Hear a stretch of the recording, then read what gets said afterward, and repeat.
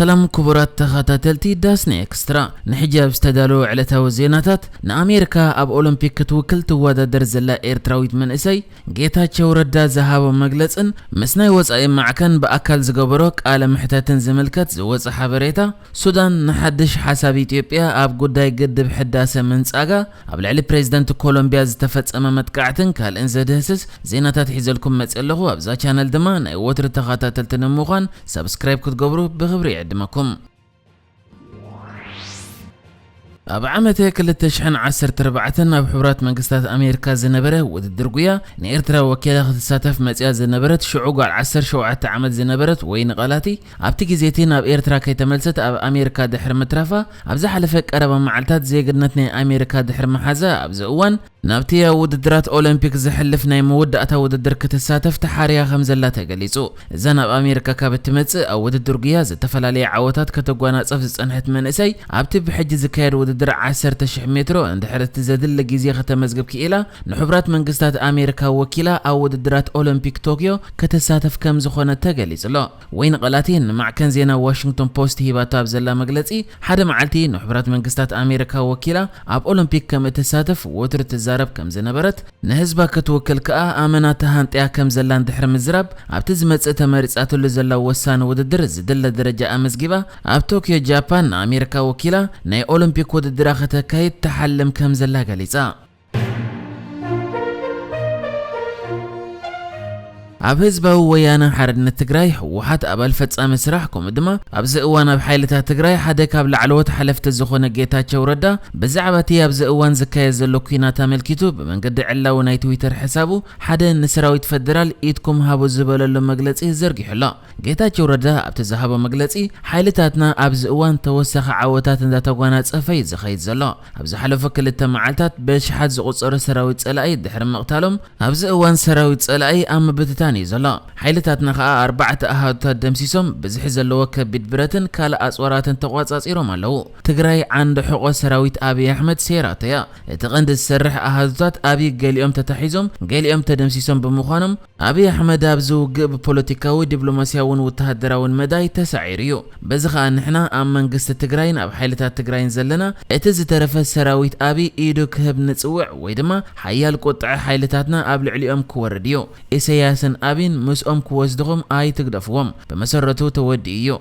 اتخالقات تاريخي بمبال جيتاچو ردا تاريفو زلو سراويت فدرال ايدو كهبيو صويع زلا از خمزيلن كلخا ازي حدا كاب لعلوت مرحت حيلتا تግራይ زخونه جيتاچو ردا نمجمرتا غزيه باكل مسناي وصاي هاجر مع كان زينا تراخيبو قال محتت غيرلا از خا حنتي ليسولوت ليندسترو متبهال غازيطኛ فينلانداويت مع كان زينا يله ناب تግራይ اتيا نا مسمرات حيلتا تግራይ بمحلف مسجيتاچو ردا باكل تراخيبا بمهلاوايو اقدمو سئلنا اذا غازيطኛ مسجيتاچو ردا ام محبراو ገጻት ኢንተርኔት አብተዘርጋሐለ እዋን ብዙሃት መስብ መዚ ኤርትራን ኢትዮጵያን ቅርበት ዘለዎም ወገናት በሰፊሕ ዘርጊሖም ቁጥዓም ከገልጹ ተራእዮም ነይሮም እዮም እታ ጋዜጠኛ ግና መስጌታቸው ረዳ ጥራይ ዘይኮነ መስአፈኛ ሚኒስትር ወጻይ ጉዳያት ኢትዮጵያ ዝኾነ ዲና ሙፍቲውን ተራኺባላ እዛ ጋዜጠኛ ኣብቲ መስጌታቸው ረዳ ተራኺባ ቃለ ምሕተት ዝገበረትሉ ግዜ ካብቲ ውግእ ዝካየደሉ ዘሎ ከባቢ ኣብ ናይ 15 ኪሎ ሜትር ርሕቀት ከም ዘለው ጌታቸው ረዳ ዝሓበረ ኮይኑ እታ ጋዜጠኛ እውን ኣብቲ ኣቕሪባቶ ዘላ ጸብጸባ ካብ ርሑቕ ተኽሲ ከም ዝስማዕ ተዛሪባ ኣብቲ ቃለ ምሕተት ጌታቸው ረዳ ንአብይ አሕመድ ዳርጋ አፍልጦ ዘይብሉ ጽምእ ናይ ስልጣን ዘለዎ ኢሉ ክገልጾን ከሎ ብዛዕባ ሕወሓት ኣብ ስልጣን እንከሎ ጌጋ ነይርዎ ዝበሃል ድማ እወ ጌጋ ነይሩ ከም ዝበላ ግን ኣብ ኢትዮጵያ ዝተረኣየ ቆጠባው ዕብየት ሳልኦም ምዃኑ ድሕር ምግላጽ ንሶም ገበነኛታት ከም ዘይኮኑ ዝኾነ ዝኸሶም እንድሕር ኣለኸ ብሓጎስ ክምልስሉ ድሌት ከም ዘለዎም እቶም ዝዋግእዎም ዘለዎ ሓይልታት ድማ ንህዝቢ ትግራይ ከም ህዝቢ ከየጥፍኡ ዝዓርፉ ከም ዘይኮኑ ድሕር ምዝረብ ጌታቸው ረዳ ነታ ጋዜጠኛ ባዕልኺ ርኢኺ ከም ዘረጋገጽክዮ ቀዳማይ ምዕራፍ ተዛዚምዩ ዝቕጽል ምዕራፍ ብቁልጡፍ ይመጽእ ኣሎ ጠጠው ዘብለና የለን እዚ ኣብ ቀረባ እዋን ከዛዘሚ በመባል ጌታቸው ረዳ መዛ ፊንላንዳዊት ሊሶሎት እትበሃል ጋዜጠኛ ቃለ ምሕተት ገይሩ ዝርከብ እታ ጋዜጠኛ ጽሒፋቶ ከም ዘላ ድማ ጌታቸው ረዳ ካብቶም ቀንዲ ዕላማ መምሕዳር አብይ በመዃኑ ኣብ ሓደ ቦታ ዘይኮነ ወትሮ ኣብ ምንቅስቃስ ከም ዝርከብ ብምግላጽያ ንሕጂ ግና ኣብ ሓንቲ ንእሽተይ ዓዲ ኣብ ጎኒ ሓይልታት እንከሎ ከም ዝረኸበቶ ጸብጺባ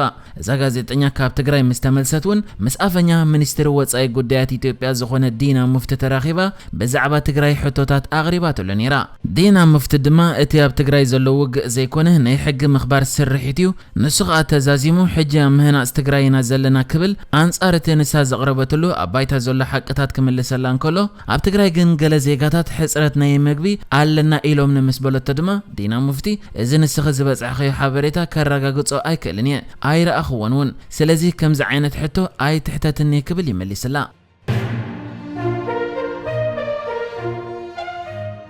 ሱዳን ናብ ጉዳይ ግድብ ሕዳሴ በኢትዮጵያ ዘቐረበላ ሓድሽ ሓሳብ ከም ዝነጸገት ተገሊጹ እቲ ሱዳን ንኻልኣይ ገጽ ምምላእ ግድብ ሕዳሴ ክትከታተል ዝገብር ዝተሓስበ መደብ ከዓ ሱዳን ክትነጽጎን ከላ ዝኾነ ዝቐርብ እማመ ድማ ብመንገድቶም ሸምገልቲ ዝኾኑ ናይ ሕብረት ኣፍሪቃ መንጎኛታት ክኸውን ኣለዎ ኢትዮጵያ ከዓ ተወሳኺ ግዜ ንምርካብያ ከምዚ ዓይነት ሓሳባት ተቐርብ ዘላ ብምባል ነቲ ናይ ኢትዮጵያ ሓሳብ ነጺጋ ዘላ እዚ ይኹን እምበር ኢትዮጵያ ካልኣይ ገጽ ምምላእ ናይቲ ግድብ ፈጺማ ከም ዘይተቋርጽ ናይ ሎሚ ዓመት ክረማት ምስ ጀመረ ከዓ ኣብቲ ተሓሲብሉ ዘሎ እዋን ክትግበር ምዃኑ እያ ሓቢራ ትርከብ ብተወሳኺ እውን ሰበስልጣን ኢትዮጵያ እቲ ዘቕርብዎ ሓሳብ ኣብዚ እዋን እቲ እንኮ ከቕርብዎ ዝኽእሉ ፍታሕ ከም ዝኾነ ክሕብሩ እንከለዉ ካብ ሱዳን ግና መንጻግ ገጢሞም ኣሎ